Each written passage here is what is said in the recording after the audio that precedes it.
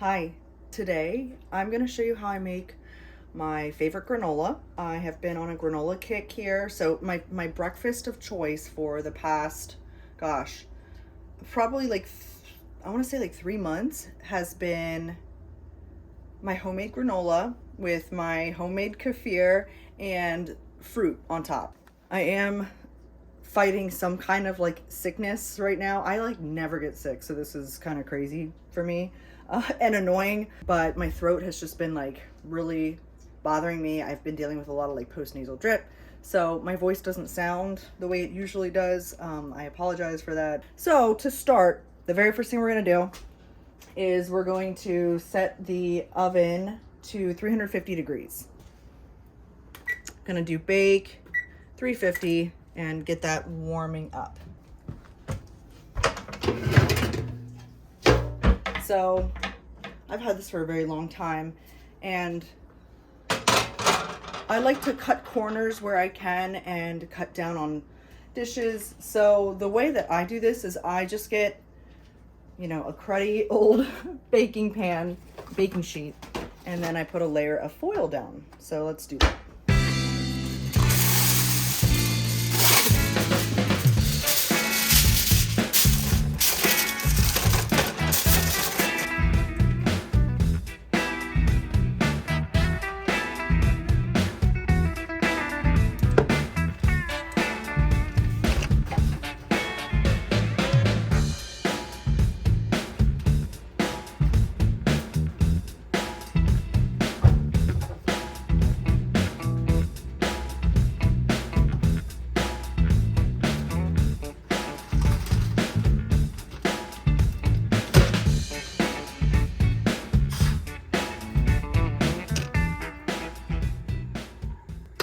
All right, let me show you what I make this granola with. You can really like trim this down too, and I'll tell you what like is optional. So you obviously want to start with oats. This has been my go-to. This I found at Costco. So these are sprouted rolled oats. So regular rolled oats would be fine. Do not use instant oats.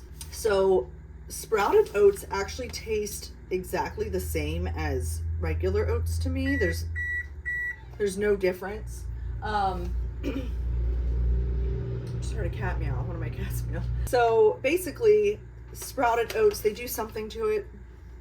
They add water and they sprout or something. It increases the nutritional value. So for example, the protein is like 6 grams, which is pretty awesome. 6 grams per serving. So I'm always looking for ways to get protein in my diet. And this is a wonderful way to do that. So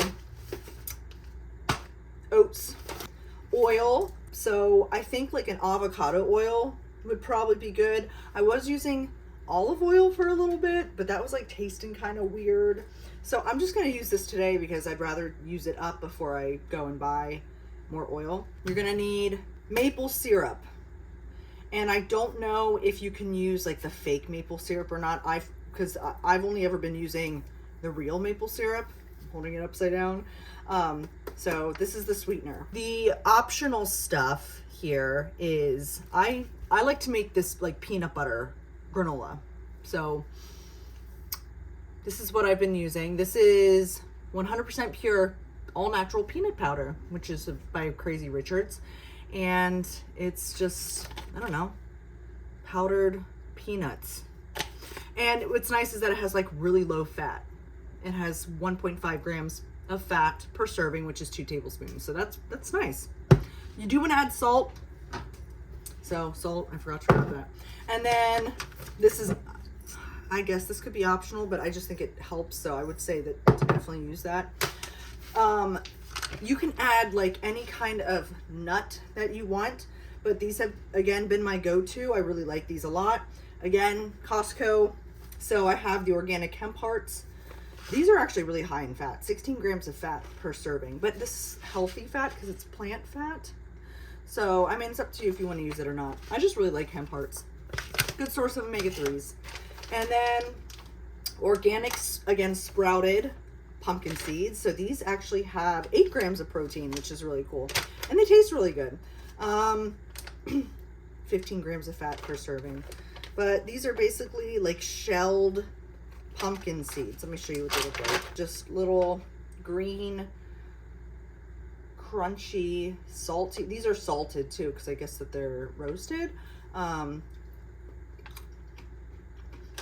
keep them in the fridge so they stay fresh longer. But yeah, that's what we're using today. So again, like this stuff here is optional. You really just need oats, maple syrup, oil, and salt. You can keep it real simple, but I'm making it my way. So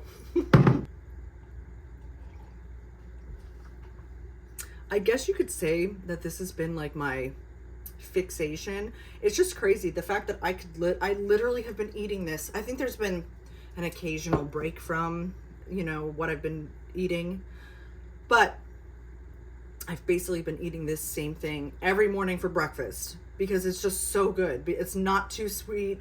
It's a nice mix of textures, and I feel like it fuels me properly for the day. So why would I stray from that, you know?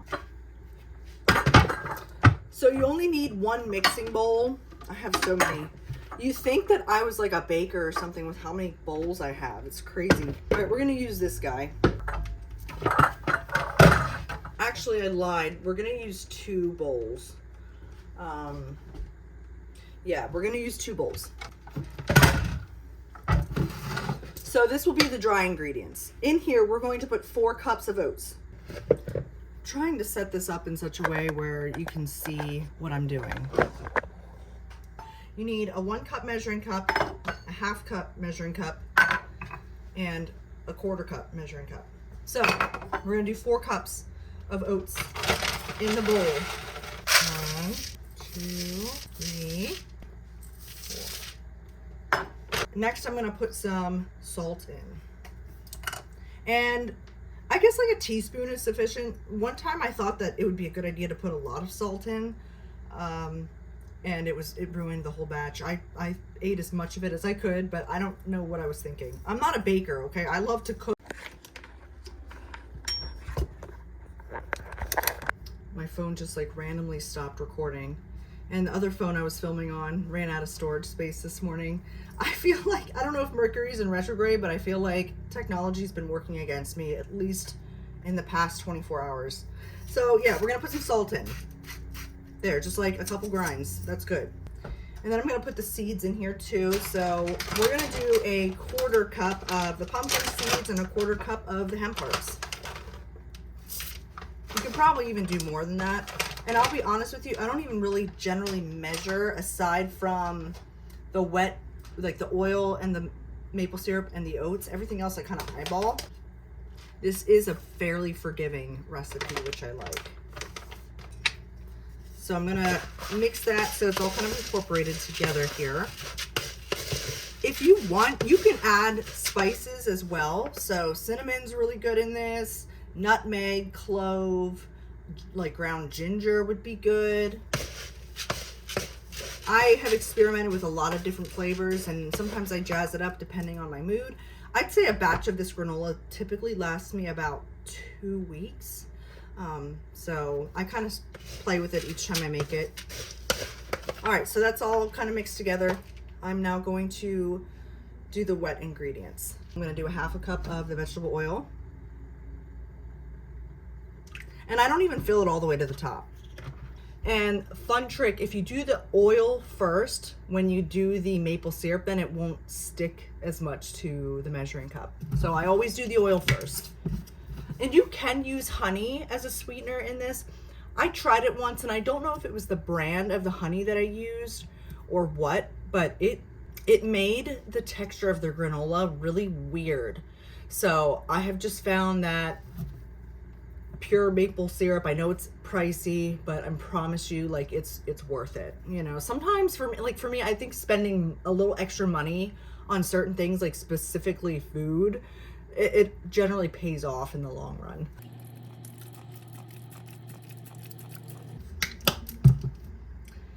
In goes the maple syrup, and see, well, I don't know if you can tell or not.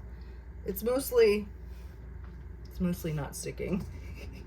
One ingredient I forgot to mention in the beginning, and it is optional, so I'm gonna slip it in here now because I like it, is vanilla extract. I just think it adds a nice little, you know, nice little flavor.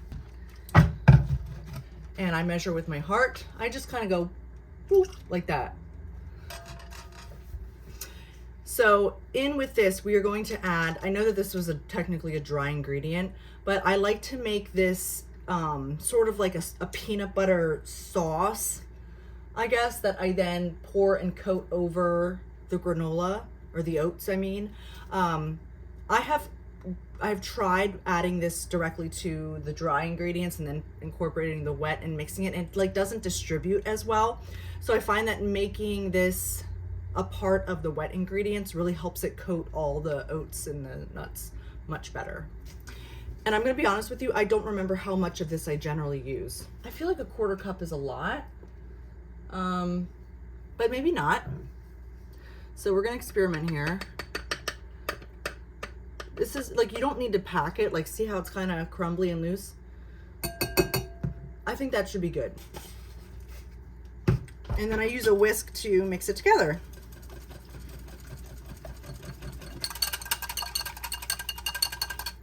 So this is a really nice consistency. This is a little bit, it looks like caramel. This looks like caramel. It's not, obviously.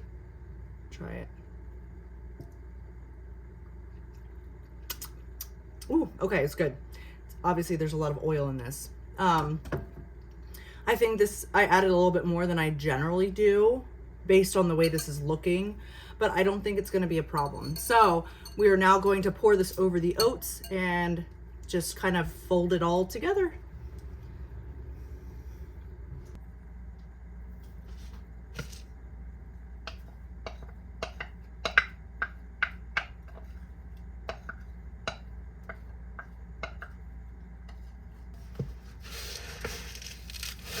So you just want to make sure that everything is mixed well. All the oats and the seeds, if you added them, are covered or coated in the wet ingredients. You can't overmix this either. I know some like doughs and batters get overmixed. This is granola, so it's pretty foolproof. Although I have messed up a couple batches. Like I said, I am not a baker. This smells so good. I really feel like the vanilla elevates it. You know, it like smells sort of like a peanut butter cookie.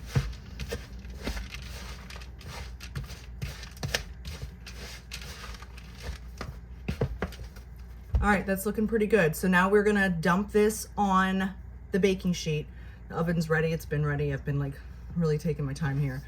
So let's get this in the oven.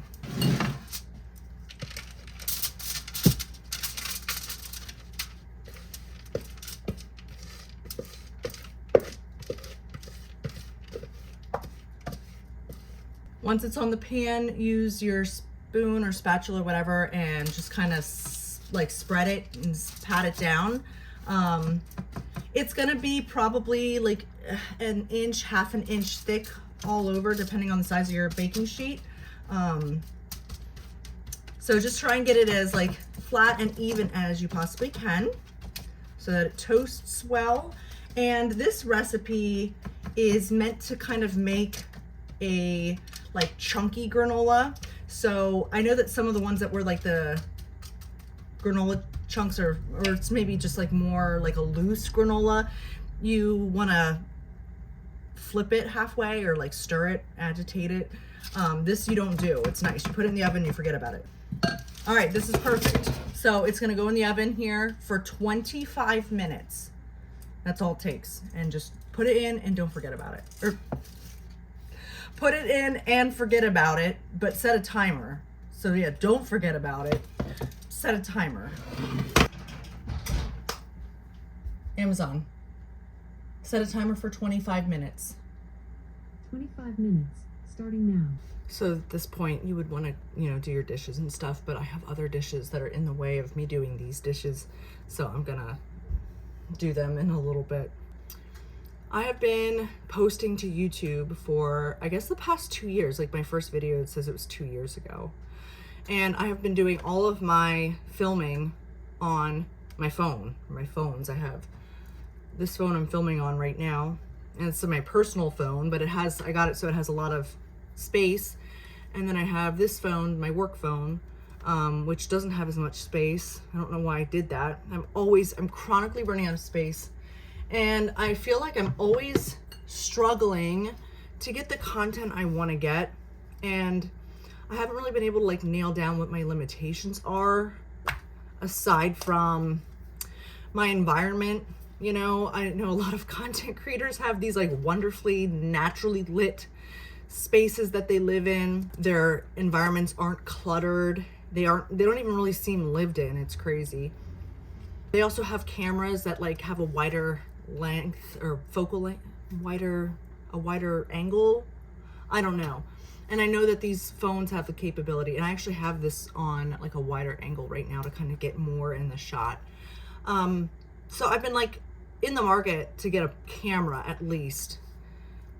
No hate to my phone cameras or anything, but I just feel like if I had a vlogging camera that maybe I would be able to, I don't know, get the shots that I want to get and get the content I want to get, but maybe not. So I don't know. I just know that I've been wanting to get a vlogging camera here for the past year. There's so many cameras on the market. I don't know what's best, you know, and I'm not like super smart when it comes to all the specs and everything. So it's just hard for me to make a decision because it would be an investment as well. Just sharing some thoughts. Another thing that annoys me is that to get like a good quality video, I have to use the back camera on my phone. But I can't obviously see what I'm filming in real time, so I have to screen mirror to my laptop, which is just annoying. I'm trying, you know, I know it's like, maybe it's irrational for me to like even complain about this stuff. It's just tricky being like a content creator. Like, it's hard. I know that, and that comes from a place of privilege to say that. And I know that a lot of people disagree with that. I think when it comes down to it though, that living your life and doing what you need to do, but then also like thinking to record it and possibly narrate what you're doing, and then taking all the footage that you get, if you're able to get it, and then edit it and put it into a digestible piece of media, it's exhausting. Like, sometimes it's hard to just exist, you know? So filming it is challenging. And I don't know if like having nicer hardware or equipment would make it any easier. I know that I really do enjoy it when I do it. It's just hard because I do keep a lot of my life very private. You know, anything anybody online knows about me, I have shared willingly. But there's a lot that I don't share, and to protect those aspects of my life, as well as documenting and sharing other aspects of my life, it's hard to juggle. And it's not something I obviously foresee me doing for a long time, but I do enjoy it at this season of my life, and I want to find ways to do it in a way that is easier, simpler. I'm gonna do these dishes.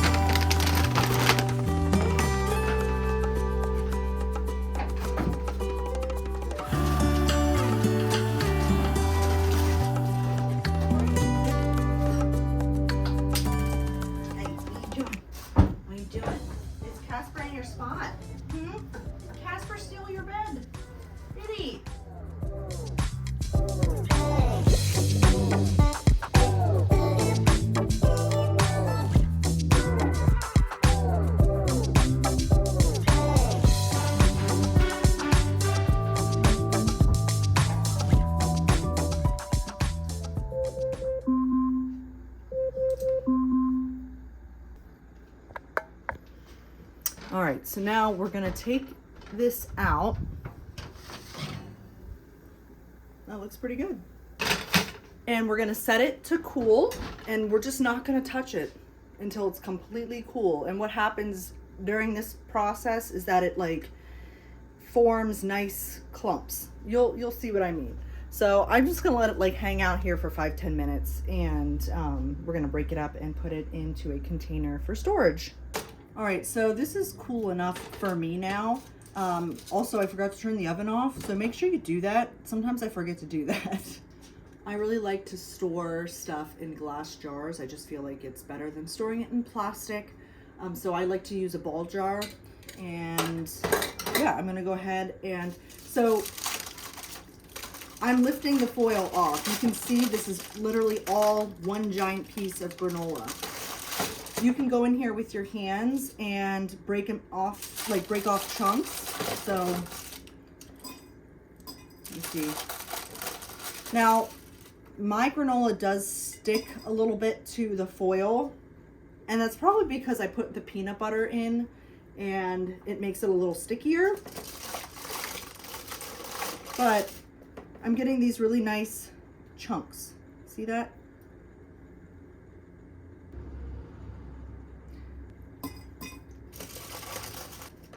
Gonna give a little taste test. This is perfect. It is so good. I'm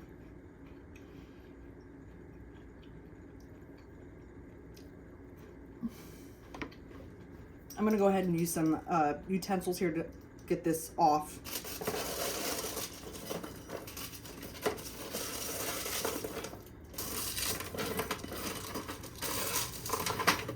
Now a nice little trick with the foil is if you kind of crunch this up a little, you can then use this to dump it into your container.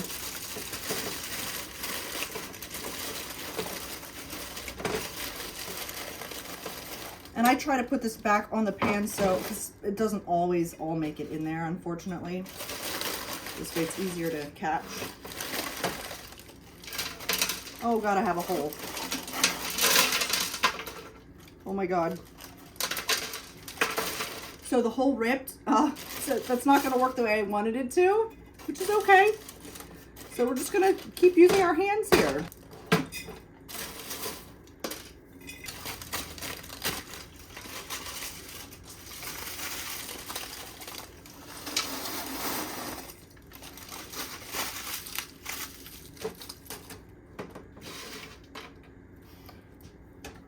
So there you have it. So I did kind of have breakfast this morning. I just had like regular oatmeal, which wasn't good enough for me. So I'm gonna just eat some now. Eat some of this granola now. I'll show you how I make my breakfast. So I put like maybe a half a cup of granola. Depends on how hungry I am.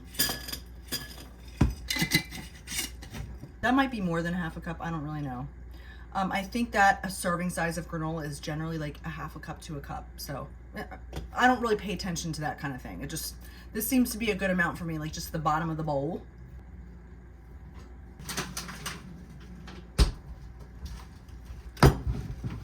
So when I went to the grocery store, I looked for Wyman's. This was all that they had. This is the mango berry. I've never had it, but I'm sure it's good. So we're gonna try that out today. Generally, I get just the blueberries. I do like mangoes and other berries as well. Oh my gosh, I don't see any blueberries in here. I think that because the blueberries are smaller, they all fell to the bottom.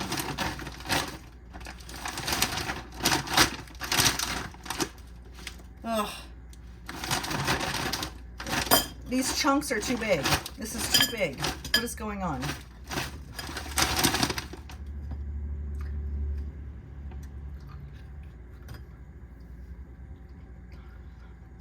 That's gonna be too hard to eat.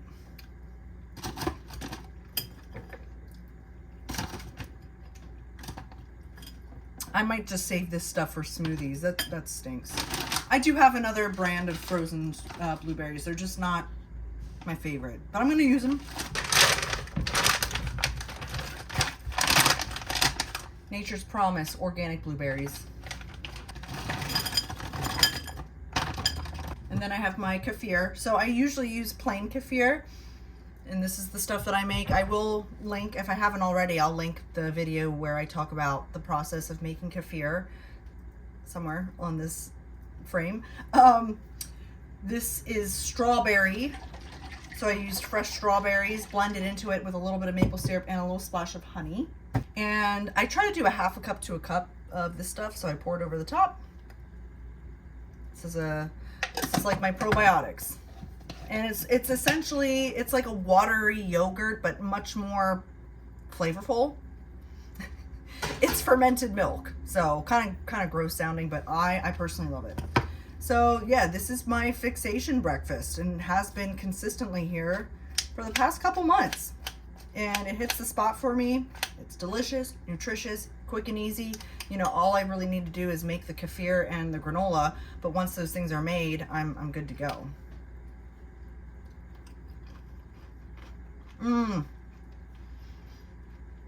One thing about this breakfast I really like is that the kefir freezes over the frozen blueberries. Like, it's almost like, you see that? It just coats them in a layer of frozen kefir. It's just so good. All right, guys, thanks so much for hanging out with me this morning. I hope that you enjoyed my little cooking episode here. And if you decide to make this, let me know. I'd love to know your thoughts, and if you have any improvements or suggestions, I'm always open to those as well. If you like this video, be sure to hit the like button, and if you like my content, be sure to subscribe. I will see you in the next video. Bye.